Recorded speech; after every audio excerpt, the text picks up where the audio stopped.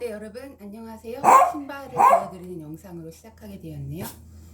지금 이 신발은 여기 발볼이 둥그렇고 넓어요. 그래서 발볼이 편안하거든요. 그리고 굽이 좀 있긴 한데 뒷굽 이제 좀 단단한 굽이긴 해요. 그리고 앞에가 이렇게 부드럽게 올라가 있어서 걸을 때 좀 편안함을 주고, 또 이렇게 앞에는 두 줄이 있어서 안정감을 주고 이렇게 발을 고정할 수 있는 끈들이 여러 개 있어요. 좀 신을 때 벗을 때 좀 번거롭긴 한데 걸을 때는 아주 편안합니다. 제가 지금 44 사이즈 바지를 입었는데요. 이렇게 바지 허리에 이렇게 빨간색으로 장식이 되어 있고 끈이 있어요. 그리고 이제 블라우스는 이렇게 따로 목을 이렇게 하는 게 있어서 따로 이렇게 감아야 돼요. 한 벌처럼 입을 수 있는 그러면 그러니까 여러분에게 인사를 하고 싶다고 하네요. 우선 구름이에게 껌을 하나 먹이도록 할게요. 구름이는 양치 관리를 잘 하고 있기 때문에 껌을 잘 먹어요. 이건 이제 수의사가 추천한 껌이에요.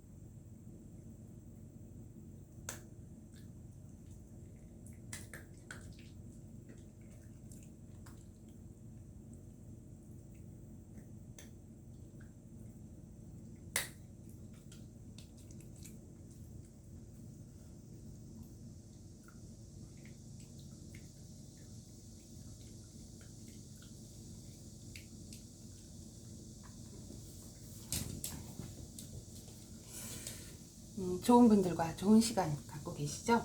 오늘 또 제가 영상을 켠 이유는 신발과 옷을 좀 보여드리긴 했지만 여러분 혹시 에스라 아세요? 에스라가 여호와의 말씀을 백성들에게 가르치기 위해서 마음을 준비했다는 성경 기록도 있거든요. 그 사람은 성경 필사자였고 정통한 제사장 가문 출신이었어요. 근데 저도 이렇게 여러분도 특별히 좋아하시는 책이 있잖아요. 서점에 가면 셀 수 없이 많은 책들이 있고, 근데 이제 저는 이제 성경을 가장 좋아하는 책이 되었어요. 모든 것을 설계하신 여호와 하느님께서 사람과 동물 간에 진정한 사랑과 평화로만 살 수 있게 도움을 주실 수 있다는 확신을 갖게 되었거든요. 성경 한 권을 19세 때 다 읽고, 그래서 성경을 매일 읽는 것을 목표로 그렇게 지내고 있습니다. 그래서 여러분들과 지난번에 누가복음 6장까지 함께 했는데요. 이제 성경은 어떤 책이라고 생각하세요?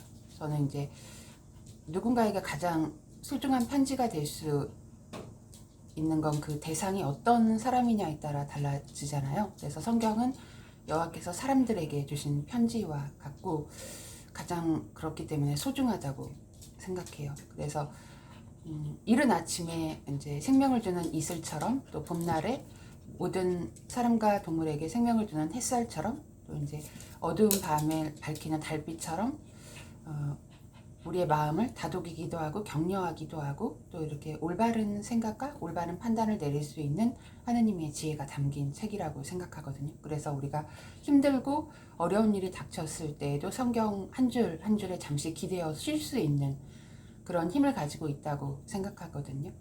그러니까 우리가 살다 보면 주저앉을 때도 있고 불안해질 때도 있고, 그럴 때 다시 일으켜줄 수 있는 하느님의 지혜가 담겨 있고, 또 이렇게 하느님께서 직접 나에게 말씀하시는 것처럼 와닿는 그런 표현들도 발견할 수 있거든요. 그래서 지친 하루 끝에 이제 성서를 읽는 분도 계시고, 하루가 시작할 때 성서를 있는 분도 계실 텐데 정말 숨을 쉬는 느낌이 들 때가 있어요. 그래서 하느님의 말씀을 읽고 적용하면 정말 전쟁 없이, 저는 전쟁이 가장 정말 지금 우크라이나에서는 전쟁으로 폭격이 가해지는 그 곳에서는 그 마트나 그 약국에 상품이 하나도 없다고 해요. 그래서 인도적인 지원을 받아야만 살아갈 수 있는데 이제 용기 있게 목숨 걸고 폭격이 없는 시간대에 그곳으로 차를 몰고 가서 이렇게 식품을 지원해주는 그런 인도적인 지원에만 의존해서 살고 있는 그런 분들도 지금 현재 계시다고 해요. 또 목숨 걸고 그곳에 가서 희생적으로 이렇게 지원을 해주시는 분들이 계시고, 이제 폭격의 공포 때문에 그 마을을 떠나서 난민이 다른 나라로 가서 그 길을 선택할 때 또 태워다 줄 사람이 필요하잖아요. 그럴 때 또 생명의 위험을 무릅쓰고 가는 분들이 실제로 지금 계시다고 해요. 그러니까 우리가 성경을 읽으면 모든 것을 설계하신 분은 사랑으로 모든 것을 설계하셨기 때문에 정말 전쟁 없이 서로 평화롭고 사랑만 가지고 사는 것, 그게 하느님의 뜻이라는 걸 온전히 이해할 수 있거든요. 그래서 오늘은 그 누가복음 7장을 함께 낭독해 드릴게요. 누가복음 7장에는 어떤 내용들이 담겨 있을까요? 그 한 장교의 믿음, 또 나인에서 과부의 아들을 부활시킨 기록이 있고, 또 침례자 요한을 칭찬하신 기록, 그리고 반응을 보이지 않는 세대를 정죄받은, 또 죄인인 여자를 용서하신 기록, 또 빚진 사람의 비유, 이런 표현들이 나오거든요.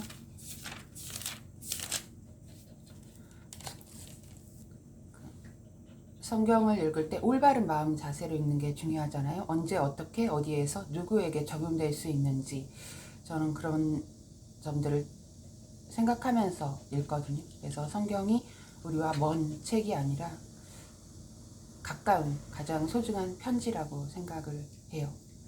그래서 누가복음 7장을 낭독해 드리겠습니다. 예수께서는 사람들에게 하실 말씀을 마치신 뒤에 가버나움으로 들어가셨다. 그때 어떤 장교가 소중히 여기는 종이 심한 병이 들어 거의 죽게 되었다. 그 장교는 예수의 간에 듣고서 유대인의 장로 몇 사람을 그분에게 보내어 오셔서 자기 종을 낫게 해달라고 청했다. 그들이 예수께 다가와 간청했다. 그는 선생님이 그런 일을 해주실 만한 사람입니다. 그는 우리 민족을 사랑하며 우리의 회당도 지어 주었습니다. 그래서 예수께서는 그들과 함께 가셨다. 그런데 그분이 그 집에서 그리 멀지 않은 곳에 이르렀을 때 그 장교가 보낸 친구들이 그분에게 그의 말을 전했다. 선생님, 수고하실 필요 없습니다. 저는 선생님을 제 집에 모실 만한 자격이 없습니다. 그래서 제가 직접 선생님에게 가는 것이 합당하지 않다고 생각한 것입니다. 그저 말씀만 하셔서 제 하인을 낫게 해 주십시오. 저도 상관이 있고, 제 밑에도 군인이들이 있어서 이 사람에게 가라 하면 가고, 저 사람에게 오라 하면 오고, 또 종에게 이것을 하라 하면 합니다. 예수께서는 이 말을 듣고 그 사람에 대해 크게 놀라시며 자신을 따라오는 무리를 향해 말씀하셨다. 여러분에게 말하는데 나는 이스라엘에서도 이렇게 큰 믿음을 본 적이 없습니다. 장교가 보낸 사람들의 집에 돌아와 보니 그 종이 건강해져 있었다. 그러니까 예수께서 가버나움으로 들어가셨을 때 일어난 사건이거든요. 그러니까 어떤 장교가 소중히 여기던 종이 심한 병이 들어서 죽게 되었는데, 장교는 사랑이 참 많은 사람이었겠죠. 종들이 많았을 텐데 종을 소중히 여겼다고 했잖아요. 그래서 장교가 예수에 관해서 듣고서 기적으로 병을 고치는 능력을 하느님께 받았다는 것을 듣고 유대인의 장로 몇 사람을 예수께 보내서 종을 낫게 해달라고 간청했는데, 특별히 와닿는 표현들이 많아요. 근데 그 장교가 보낸 유대인의 장로가 예수께 말할 때 이 장교는 그런 일을 해주실 만한 사람이라고, 이 선생님은 민족도 사랑하고 회당도 지어준 사람이다. 그러니까 그 장교를 칭찬하는, 그 사람이 좋은 사람이라는 것을 먼저 예수께 얘기를 하잖아요. 그리고 그 종을 낫게 해주시라고 간청하잖아요. 그런데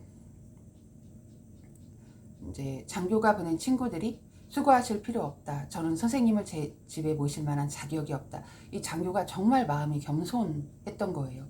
예수를 자기 집에 모실 만한 자격이 없다. 나도 이제 상관이 있고 밑에 군인들이 있어서 이 사람에게 가라 하면 가고 오라 하면 온다. 그러므로 이제 그렇게 표현을 했을 때 예수께서 크게 놀라셨다고 했잖아요. 그리고 자신을 따라오는 무리를 향해서 이스라엘에서도 이렇게 큰 믿음을 본 적이 없다. 그래서 사람들이 이제 장교가 보낸 사람들이 그 집에 도착했을 때는 이미 그 종이 건강해져 있었다고 했잖아요.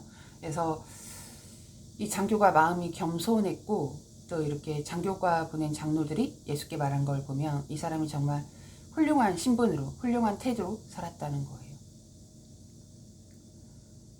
오늘날 이렇게 예수께서도 이스라엘에서도 이렇게 큰 믿음을 본 적이 없다라고 표현하실 만큼 여호와께서 찾고 계신 사람들이 있겠죠. 11절부터 다시 낭독을 해드릴게요. 얼마 후에 그분이 나인이라는 도시로 가셨는데 제자들과 많은 무리도 함께 갔다. 그분이 성문에 가까이 이르렀을 때 죽은 사람이 들려 나오고 있었다. 그는 외아들이었고 그의 어머니는 과부였다. 도시에서 나온 많은 무리도 그 여자와 함께 있었다. 주께서는 그 여자를 보시고 불쌍히 여겨 그 여자에게 그만 우십시오 하고 말씀하셨다. 그리고 가까이 가서 문구대를 만지시자 나르던 사람들이 멈춰 섰다. 그분은 젊은이 당신에게 말하는데 일어나십시오 하고 말씀하셨다. 그러자 죽은 사람이 일어나 앉아 말을 하기 시작했다. 예수께서는 그를 어머니에게 넘겨주셨다. 그들은 모두 두려움에 사로잡혀 하나님께 영광을 돌리기 시작하며 우리 가운데 위대한 예언자가 나오셨다고 말하기도 하고 하느님께서 자신의 백성에게 주의를 돌리셨다고 말하기도 했다. 그분에 관한 이 소식이 온 유대와 주위에 있는 모든 지방으로 퍼져나갔다. 이제 제가 낭독해 드린 내용을 어떻게 받아들이셨어요? 그러니까 예수께서 또 나인이라는 도시로 가셨다고 했거든요. 집집으로 도시에서 도시로 마을로 마을로 전파하셨던 분이잖아요. 3년 반 동안 이 땅에서 하느님의 왕국이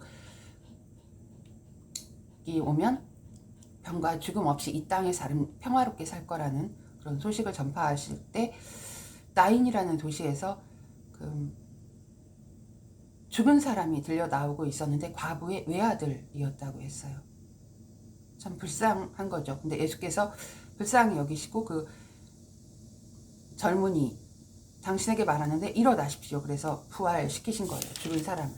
그래서 앞으로 이 땅이 낙원이 됐을 때 죽은 사람을 부활시키실 그런 권한을 행사하심으로 미리 보여주신 거죠. 앞으로 이 땅에서 하실 일을.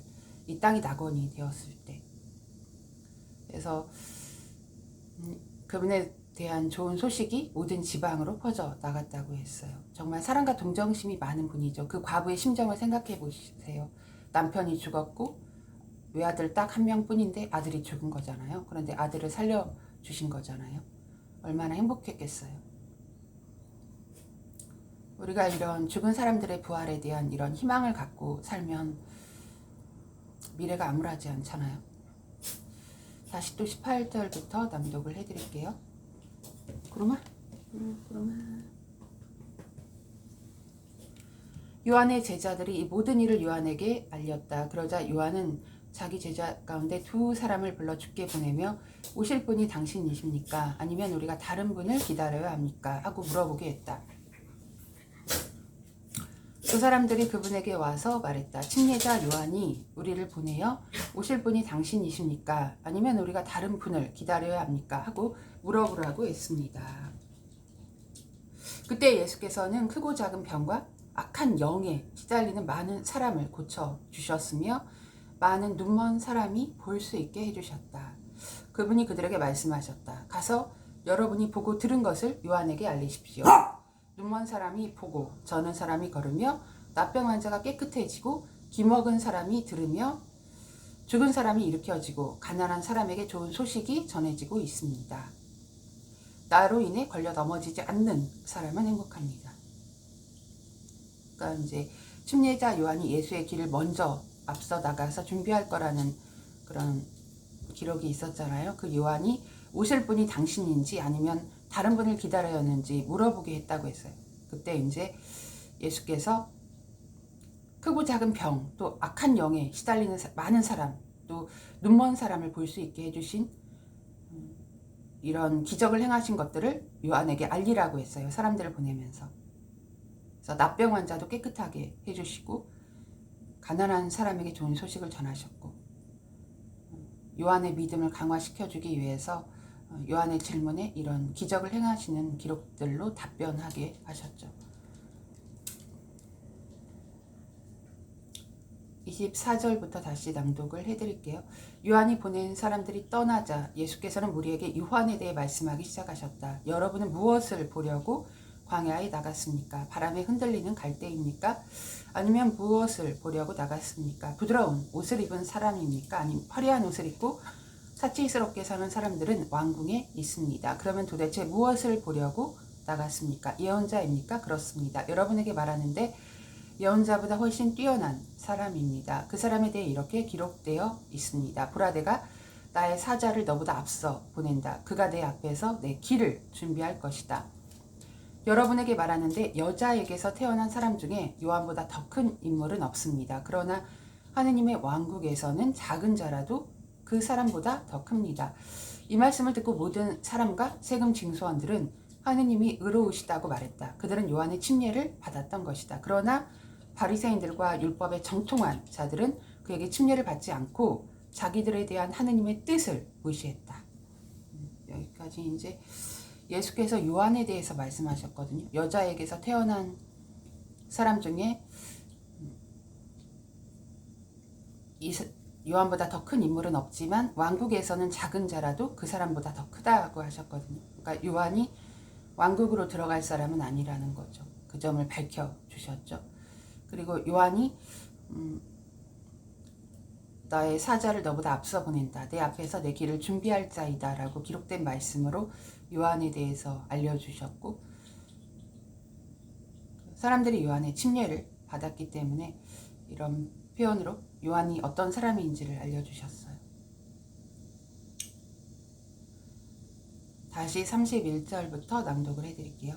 그러므로 이 세대의 사람들을 누구에 비하겠습니까? 그들은 누구와 같습니까? 그들은 마치 장터에 앉아 서로 외치며 이렇게 말하는 아이들과 같습니다. 우리가 너희를 위해 피리를 불어도 너희는 춤추지 않았고 우리가 통곡을 해도 너희는 울지 않았다. 이처럼 침례자 요한이 와서 빵을 먹지도 않고 포도주를 마시지도 않자 여러분은 저자는 악귀가 들렸다 하고 말합니다. 그런데 사람의 아들이 와서 먹고 마시자 여러분은 저자는 탐식하고 술에 빠진 자이며 세금 징수원과 죄인들의 친구다 하고 말합니다. 그렇지만 지혜는 자기의 모든 자녀에 의해 의롭다는 것이 증명됩니다. 그러니까 예수께서 먹고 마시자 탐식하고 술에 빠진 자라고 비난하는 일이 있었고 또 그 당시에는 세금을 높이 부과했기 때문에 가난한 사람들이 고통을 겪었기 때문에 세금 징수원을 죄인 취급을 했거든요. 근데 세금 징수원의 집에 들어가서 함께 먹고 마시자 세금 징수원과 죄인들의 친구다라고 예수를 비난하는 일이 있었죠. 하지만 예수께서는 지혜는 자기의 모든 자녀 그 결과로 의롭다는 것이 증명된다라고 말씀하셨어요. 다시 36절부터 낭독해 드릴게요. 한 바리새인이 그분에게 함께 식사하자고 계속 청했다. 그래서 그분은 그 바리새인의 집에 들어가 식탁에 앉으셨다. 그때 그 도시에서 죄인으로 알려진 한 여자가 그분이 그 바리새인의 집에서 식사하고 계시다는 것을 알고 향유가 담긴 설화석고 병을 가지고 왔다. 그리고 그분의 뒤쪽 발치에서 울면서 눈물로 그분의 발을 적시고 머리카락으로 닦았다. 또한 그분의 발에 부드럽게 입맞추며 향유를 부었다. 그것을 보고 그분을 초대한 바리새인이 속으로 말했다. 이 사람이 정말 예언자라면 자기를 만지고 있는 여자가 누구이며 어떤 사람인지 곧 그 여자가 죄인이라는 것을 알 텐데. 그러자 예수께서 그에게 말씀하셨다. 시몬, 당신에게 할 말이 있습니다. 그는 선생님 말씀하십시오 하고 말했다. 그러니까 예수께서 한 바리새인의 집에서 식사하실 때 죄인으로 알려진 한 여자가 값비싼 향유가 담긴 설화석고 병을 가지고 와서 깨서 그 예수의 발치에서 눈물로 그분의 발을 적시고 머리카락으로 닦아주는 그런 행동을 한 거예요. 그러자 바리새인이 저자가 예수가 예언자라면 자기를 만지고 있는 이 죄인, 이 여자가 죄인이라는 것을 알 텐데 하고 말했는데, 예수께서 시몬, 당신에게 할 말이 있습니다. 그러니까 이 여자는 자기가 할 일을 한 거예요. 예수의 이렇게 장사 지낸 거예요. 돌아가실 날을 미리 내다보고. 그래서 예수께서 그 시몬에게 마음속을 보시고 이 여자가 한 행동, 자기가 할 수 있는 일을 했다라고 생각하시고 이제 비유를 들어서 이 시몬에게 말씀하시죠. 그러니까 시몬은 이 여자가 죄인으로 알려져 있기 때문에 이 여자가 어떤 사람이고 죄인이라는 것을 알 텐데, 예수가 예언자라면 비난을 한 거죠. 그러니까 이 여자가 한 행동을. 그랬을 때 예수께서 비유를 들어서 이 여자가 자신이 할 수 있는 일을 다 했다고 이렇게 칭찬하신 거죠. 그 비유에 대해서 낭독을 해드릴게요.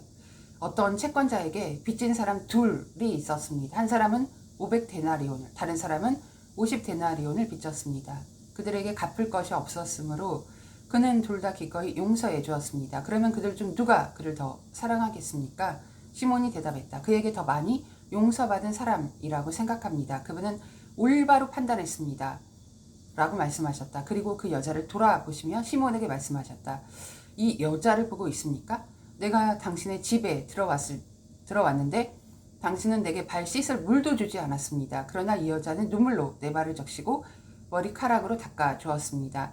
당신은 내게 입맞추지 않았지만 이 여자는 내가 들어온 시간부터 내 발에 부드럽게 입맞추기를 그치지 않았습니다. 당신은 내 머리에 기름을 부어주지 않았지만 이 여자는 내 발에 향유를 부어주었습니다. 그러므로 당신에게 말하는데 이 여자의 죄가 많기는 하지만 용서를 받았습니다. 이 여자가 많이 사랑했기 때문입니다. 하지만 적게 용서받은 사람은 적게 사랑합니다. 그리고 그분은 그 여자에게 당신은 죄를 용서받았습니다 하고 말씀하셨다. 그러자 그분과 함께 식탁에 앉아있던 사람들이 자기들끼리 이 사람이 누구이기에 죄를 용서해 주기까지 하는가 하고 말하기 시작했다. 그러나 그분은 그 여자에게 당신의 믿음이 당신을 구원했습니다. 평안히 가십시오 하고 말씀하셨다. 그러니까 예수께서 시몬의 집에 들어가셔서 식사하실 때 죄인으로 알려진 여자가 값비싼 향유가 담긴 설화석고 용기를 가지고 와서 깨뜨려서 예수의 발치에 울면서 눈물로 발을 적시고 머리카락으로 닦고 그분의 발에 부드럽게 입맞추고 이런 행동을 한 거예요. 그때 이제 바리새인이 속으로 예수가 예언자라면 이 여자가 어떤 사람이고 죄인이라는 것을 알 텐데 라고 마음속으로 생각했는데, 예수께서 통찰력을 받고 계신 분이기 때문에 꿰뚫어 보신 거죠. 그리고 비유를 들어서 말씀하셨어요. 그러니까 어떤 채권자에게 빚진 사람 둘이 있었는데 한 사람은 500데나리온을 빚졌고 한 사람은 단지 50데나리온을 빚졌다고 했어요. 그런데 둘 다 갚을 능력이 없었고 이 채권자가 둘 다 기꺼이 용서해 주었는데 누가 더 이 채권자를 사랑하겠냐. 그러자 시몬이 대답했어요. 그러니까 500데나리온을 용서받은 사람이, 그러니까 예수께서 올바로 판단했다라고 답변을 하셨거든요. 그러면서 이 여자가 많은 죄를 지었지만 당신은 내가 이 집에 들어왔을 때 발 씻을 물도 주지, 그때 당시에는 먼지가 많았고 샌들을 신고 다녔고 그래서 발을 씻겨주는 관습이 있었다고 해요. 그러니까 종이나 하는 비천한 일이었을 수도 있죠. 그러니까 겸손함을 이 여자가 몸소 보여주었고 또 예수께서 돌아가실 장사를 미리 내다보고 한 거죠. 그래서 이 여자가 한 행동을 예수께서 설명하시면서 죄가 많지만 용서받았다. 더 많이 사랑했다, 이 여자가. 그래서 적게 용서받은 사람은 적게 사랑한다. 그걸 채권자에 비유하셨죠. 여러분이 만약에 빚을 졌는데 그것을 다 탕감해주면 얼마나 행복하겠어요. 그래서 이 여자에게 당신의 믿음이 당신을 구원했다. 평안히 가십시오라고 인사했죠. 네, 오늘 여러분 저와 함께 해주셔서 감사합니다. 네, 안녕히 계세요.